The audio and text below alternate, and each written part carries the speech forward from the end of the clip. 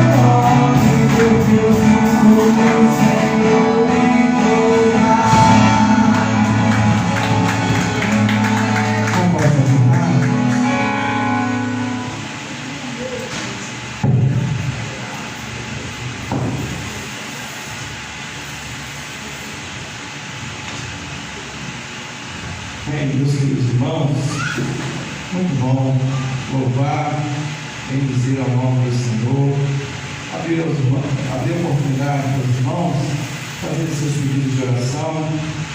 Algum irmão que gostaria de pedir ou agradecer, não pode ficar à vontade. Um de cada vez, irmão. Muita gente falando ao mesmo tempo. Marinho, quer falar, Marinho? Motivo de gratidão. Não fale. Oração para Daniel Mendes. Daniel Mendes. Mendes, fez cirurgia, está no hospital. Fez ou vai fazer? Fez. Está no UTI. Daniel Mendes. Também pela família pastoral que voltou, agradecer a Deus, do retorno dos irmãos. A igreja está sentindo falta, mas é necessário, né? Eu também, irmão. Tudo até quando ele acorda, deu ser louvado. A gente voltou mais quebrado, né? Irmãos, é muito bom sim a gente retornar, agradecer a carinho dos irmãos. Realmente estava sentindo também falta, saudade dos irmãos, mas esse tempo também é importante para a gente descansar um pouquinho, né? Mais algum dia, uma semana, coração pai, família.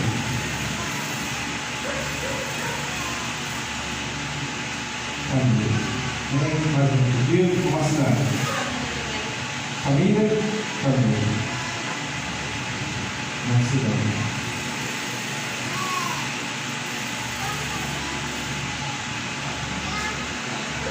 Vamos orar, irmãos. Mais um pedido? Vamos orar. Pai, em nome de Jesus, mais uma vez, colocamos nossas vidas, nossas famílias, Pai, diante do Senhor. Colocamos, Pai, nossas aflições, nossas angústias, porque sabemos que o Senhor tem cuidado de nós. Colocamos a vida do Daniel Mendes, que foi colocado aqui pelo teu servo. Pedimos, Pai, que o Senhor esteja tomando dessa vida em tuas mãos. Não conheço as suas dificuldades, mas sabemos que se ele já conseguiu passar por essa cirurgia, já foi a mão do Senhor. Agradecemos, Pai, pela vida dele, que ele possa ser alcançado pela graça do Senhor, com a sua família, Deus, com toda a sua parentela, esteja, Pai, abençoando, como a Deus, cada família aqui presente. Oramos pelos casamentos, pelos filhos, oramos, Pai, para que o Senhor esteja fazendo grandes coisas em nossas vidas desse ano de 2023. Cremos e temos uma grande expectativa de grandes coisas que o Senhor fará em nossas vidas e também através de nós. Em nome de Jesus, abençoa a família da Ana Marcelânia também, ó Deus, o esposo, seus filhos. Então, ó Pai, esteja a cada dia acrescentando, ajudando na sua fé, nas suas lutas. Continue nos abençoar a vida dela, da sua família. Bom, Pai, nós alegramos de ver ela, ver seus filhos aqui também. Muito obrigado, Deus, por essa família que está aqui hoje também na tua casa. Agradecemos pela vida do Amarim também, que o Senhor esteja abençoando, Deus, sua casa, sua parentela, seu trabalho. Continua, Deus, usando a vida dele no seu trabalho também. Pai, toma toda a família, Deus, Igreja Batista Nova Vida. Seja abençoando a vida de cada um, Deus, aqueles também que não puderam vir, mas que o Senhor esteja com a tua graça, alcançando a cada um. É a nossa oração, em nome de Jesus. Amém? Irmãos, Mateus 26, nós vamos terminar, acredito que até o próximo mês, o estudo que temos feito desde o ano passado, desde o início do ano passado, estudando o Evangelho de Mateus. Mateus 26, versículo 36. Eu não acompanhei todos os cultos, mas acompanhei alguns. A gente fica acompanhando pela internet com saudade, né? Mas é muito bom nós podemos recordar, podemos estar novamente com os irmãos. Irmãos, todos nós estamos muito dispostos a trabalhar esse ano, é isso? Amém? Tem alguém aí com disposição para trabalhar em 2023? Esse amém aí foi meio tipo assim, meu Deus, o que vai vir por aí? Misericórdia. Quando o pastor fala assim, vai tirar meu couro. Temos muito a fazer esse ano de 2023. Cremos grandes coisas que o Senhor vai fazer em nosso mundo. Amém? Mateus 26, versículo 36.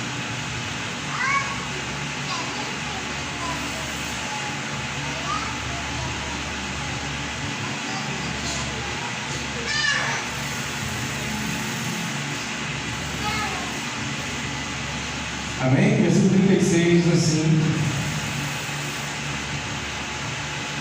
Então Jesus foi com um deles a um lugar chamado Getsêmani e disse: Sente-se aqui enquanto vou ali orar. Levou consigo Pedro e os 2 filhos de Zebedeu e começou a ficar triste e angustiado. Minha alma está profundamente triste, a ponto de morrer, disse ele. Fiquem aqui e vigiem comigo. Ele avançou um pouco, curvou-se com o rosto no chão e orou: Meu Pai, se possível, afaste de mim esse cálice, contudo que seja feito tua vontade, não a minha. Depois voltou aos discípulos e os encontrou dormindo. Vocês não puderam vigiar comigo nem por uma hora. Disse ele a Pedro: Vigiem e orem para que não cedam à tentação, pois o espírito está disposto, mas a carne é fraca. Então o deixou pela segunda vez e orou: Meu Pai, se não for possível, afaste de mim esse cálice. Sei que eu beba, faça-se a tua vontade. Quando voltou pela segunda vez, encontrou-os dormindo de novo, pois não conseguiu manter os olhos abertos. Foi orar pela terceira vez, dizendo novamente as mesmas coisas. Em seguida, voltou aos discípulos e lhes disse: Como é que vocês ainda dormem e descansam? Vejam, chegou a hora. O Filho do Homem está para ser entregue nas mãos de pecadores. Levantem-se e vamos. O meu traidor chegou. Nem somente até aí, dependendo do tempo, nós vamos até o versículo 55. Irmãos, fazendo uma recapitulação daquilo que nós estudamos no finalzinho de dezembro, no capítulo de número 26 de Mateus, Jesus já está sendo preparado para ser morto, para ser crucificado. Em Mateus 26, nós vimos, no finalzinho de dezembro, que já começou ali a trama, o pacto de Judas com os fariseus para matar Jesus. Ele já tinha negociado ali as 30 moedas de prata e já estavam ali organizando para matar Jesus. Nesse capítulo 26, a partir do versículo 6, Jesus é ungido em Betânia. Jesus é encontrado por uma mulher que derrama um perfume caro. Vamos lembrar dessa passagem? Derrama um perfume caro sobre os pés de Jesus e lava os seus pés com os seus cabelos. Acontece nesse capítulo. Nesse capítulo também acontece a última ceia, a última Páscoa, em que Jesus revela ao traidor, e também o momento em que Jesus fala para Pedro que ele iria negar 3 vezes. E Pedro, naquele momento, diz: não, Senhor, eu não iria negar, eu irei com o Senhor até o fim. Mas Jesus diz para ele: olha, antes que o galo cante, 3 vezes você me negará. Depois desse momento de angústia, desse momento de tristeza, Jesus vai caminhar para um local chamado Getsemane. Nós já conhecemos a história, sabemos que Jesus foi ali orar, abriu o seu coração para Deus. Jesus, sendo homem, abriu o seu coração para Deus, e é preciso a gente entender isso teologicamente. Como que pode Jesus, sendo Deus, orar a Deus? Tem algumas pessoas que têm um pouco de dificuldade de entender isso, mas Jesus tinha 2 naturezas, a humana e a divina. Então aqui era o Jesus homem, carne, como eu e você. Jesus como carne e osso, eu e você. Jesus que sofria, Jesus que chorava, Jesus que sentia medo, que sentia angústia, o Jesus homem, o Jesus que se fez carne como eu e você. Esse Jesus se derrama como homem aos pés de Deus, para de alguma forma ver se haveria possibilidade de passar dele esse caso. Getsemane também era um local de costume e oração. Jesus costumava ir até aquela localidade para orar. Era um local de costume. Geralmente, frequentemente, Jesus se reunia ali com os discípulos para orar. E ele ali, irmãos, nos dá uma lição importante quando ele abre o coração para Deus. Jesus orava, mas aqui Jesus abre o coração para Deus. Aqui Jesus se derrama totalmente aos pés de Deus. Jesus se coloca aos pés do Senhor e diz assim: eu não aguento mais. Eu estou sofrendo antecipadamente por uma coisa que vai acontecer. Porque a natureza divina de Jesus também estava nele. Então ele sabia o que ia passar. Irmãos, às vezes, uma das coisas que renova nossas forças na presença de Deus, nos ajuda a não desistir e nos ajuda a continuar na caminhada, é ter um momento que a gente rasga o nosso coração para Deus. Você frequentemente tem um momento que você rasga o coração para Deus? Eu não estou falando de orações normais. Eu estou falando, irmãos, de um momento que a gente chora e rasga o coração para Deus. Às vezes, Deus permite as situações ficarem mais difíceis para que a gente chegue nesse nível. E quando a gente chega nesse nível de intimidade e de devoção a Deus, aí então Ele ouve a nossa oração, ou se não ouve a oração, Ele renova as nossas forças para a gente caminhar um pouco mais. Foi aquele momento em que Elias abriu o coração para Deus e falou assim: Senhor, basta, eu não aguento mais continuar não. Eu não tenho mais força por mim mesmo para poder continuar. Eu tenho passando por essa dificuldade, por essa, o Senhor sabe a minha luta, a minha dificuldade. E Jesus rasga o coração, abre o coração para Deus, como muitas vezes a gente faz. Só que às vezes a gente faz quando é a última alternativa, não tem mais jeito, vai para o desespero. Jesus se encontra com os discípulos de Getsemane para orar, e ele rasga o seu coração diante de Deus. Às vezes, a gente conta da nossa vida, dos nossos problemas, para a vizinhança toda. Estou exagerando, né? A vizinhança toda a gente não conta. Mas a gente conta para tanta gente. Mas a principal pessoa, não que a gente não deva compartilhar, né? Não que a gente não deva pedir conselhos, mas a primeira pessoa que precisa ser apresentada, já sabe, mas a primeira pessoa que precisa ser apresentada a angústia do nosso coração é Deus.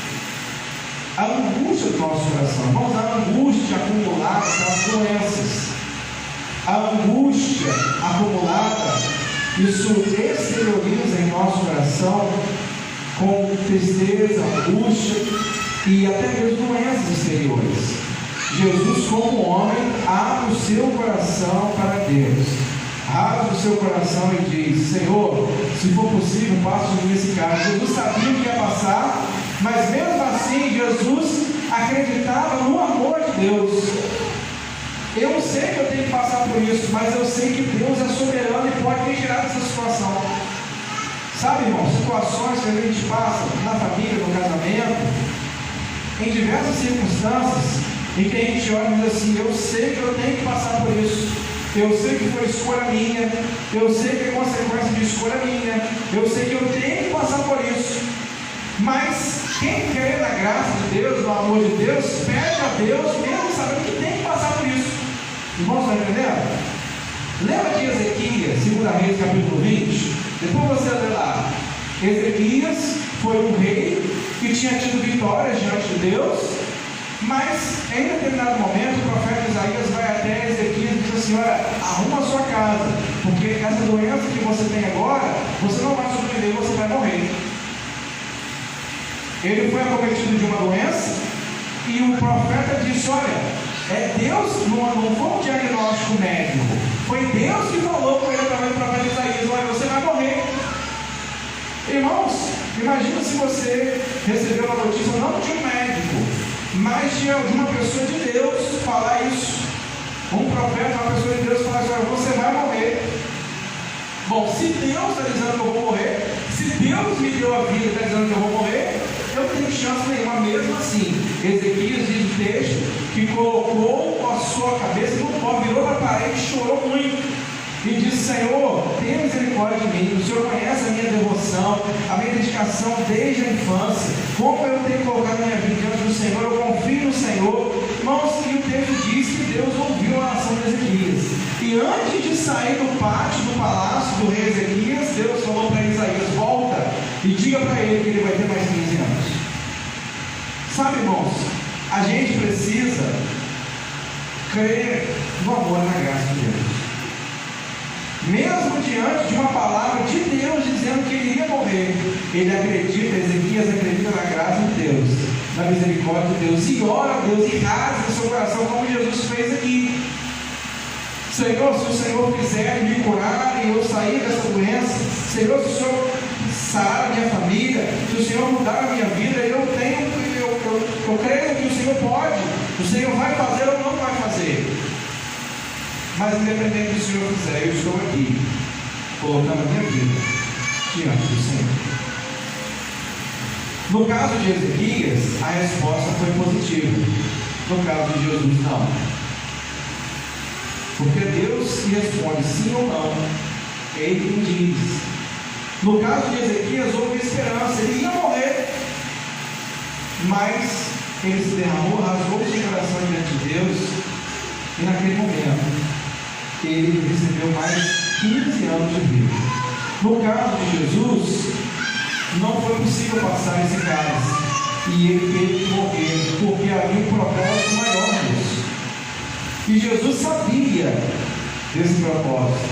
Agora, diferentemente da gente, que passa por aflições e muitas vezes não entendemos o propósito. Se Jesus, que sabia, rasgou seu coração diante de Deus, imagina nós que não sabemos de nada. Não sabemos o que vai acontecer amanhã. Irmãos, Jesus rasga o seu coração diante de Deus. Sabe, irmãos, algumas pessoas têm medo de falar algumas coisas para Deus. É diferente uma pessoa que pragueia, diz assim: ah, Senhor, que Deus é esse que está me deixando passar por essa dificuldade? Que Deus é esse que parece que tudo está dando errado? Que Deus é esse? É diferente de um ímpio falar isso e às vezes o crente acreditar nisso e você, sinceramente, como filho, colocar a sua vida e fazer perguntas para Deus. Nós tivemos aqui, acho que foi há 2 anos atrás, uma série de mensagens sobre perguntas, né? Fazer perguntas para Deus. Tivemos várias mensagens sobre isso, né? Sobre fazer perguntas para Deus. É diferente fazer perguntas para Deus acusando e blasfemando contra Deus e fazer perguntas sinceras para Deus sobre o porquê ou qual propósito Deus está passando por alguma situação. E Jesus abre o seu coração diante de Deus. Se for possível, passa de mim. Mas ele diz: faça a tua vontade. É interessante observar aqui que Jesus, ele passou por um nível de angústia e de ansiedade muito grande. E ele passou pelo que ele tinha que passar. E as angústias e as lutas que a gente vai ter que passar, a gente vai ter que passar mesmo. Não tem para onde correr. A questão é como a gente passa.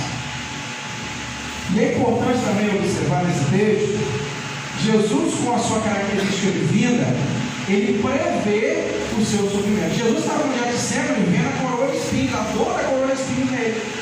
Jesus, quando ele estava no Getsemane, já vendo o sangue escorrendo. Ele já estava vendo aquele sofrimento. Jesus estava ali, mas já vendo. Por isso que ele, no relato de Lucas que era médico, ele relata com detalhes um pouco diferentes.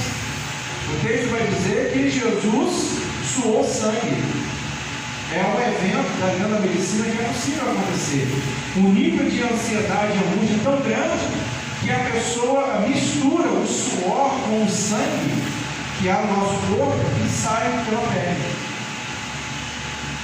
Lucas relata dessa forma, tamanho ao drama e angústia que Jesus teve.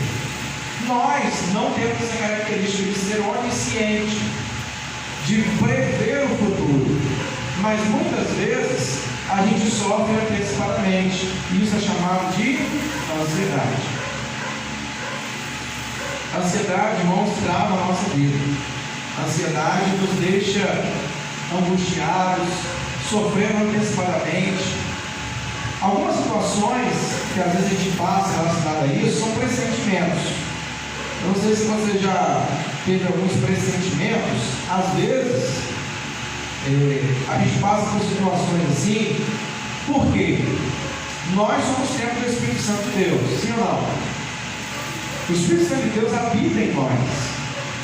Então isso significa que aquilo que o Espírito Santo de Deus sente, a gente sente também, sim ou não? Se o Espírito Santo de Deus está angustiado, a tendência é a gente também está angustiado.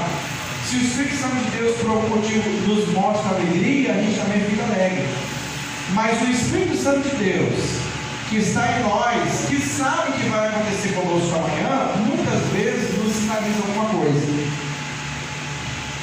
Algumas vezes é a angústia do nosso coração.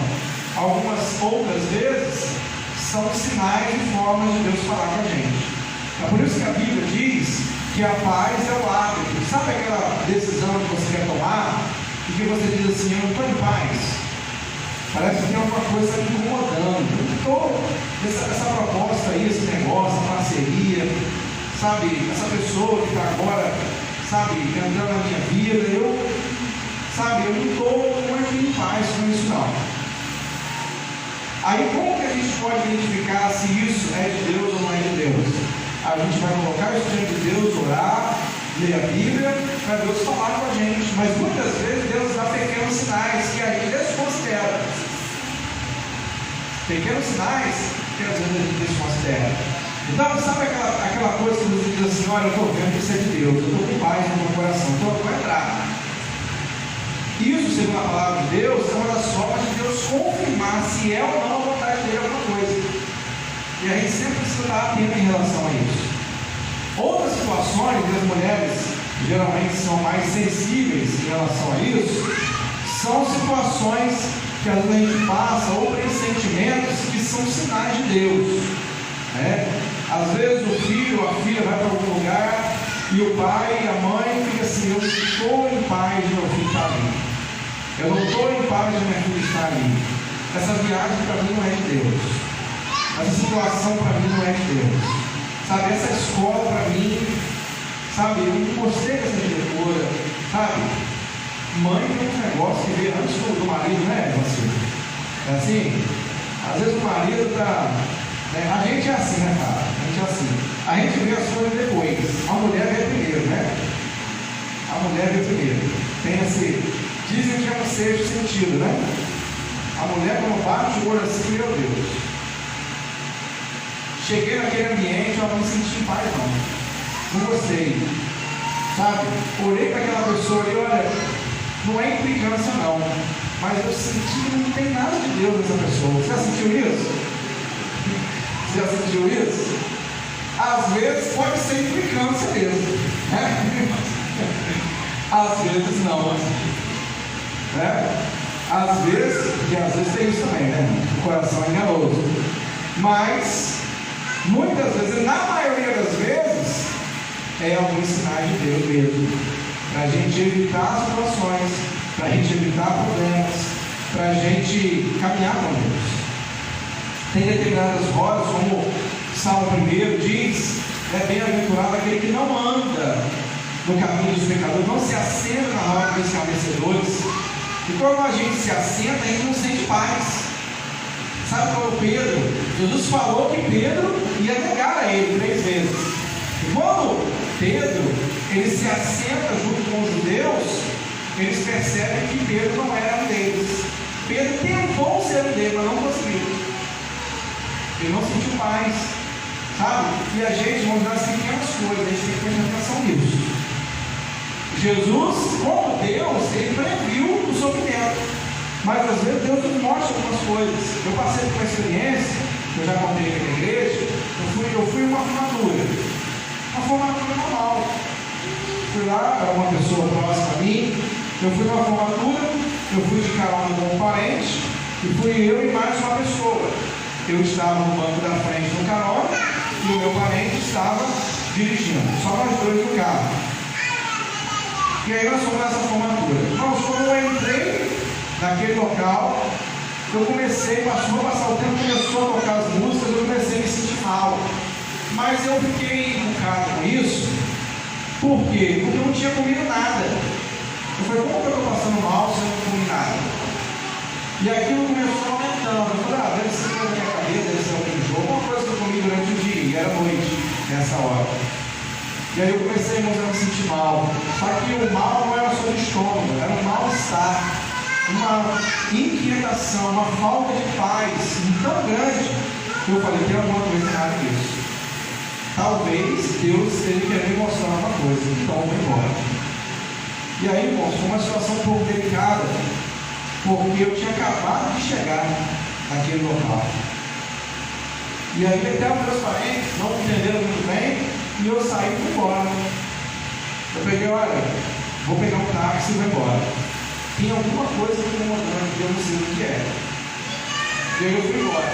Quando eu cheguei em casa, eu estava em paz, aquele mal-estar, aquela sensação ruim foi embora. No outro dia pela manhã, eu fui perguntar a esse parente como é que foi lá na formatura. Ele disse, olha, ainda bem que você voltou mais cedo. Por quê? Eu estava vindo aí pela 21 de março e teve um carro que cruzou, atravessou o sinal vermelho e cruzou e bateu exatamente no banco do carro na frente em que você estava. E ainda bem que você não estava lá.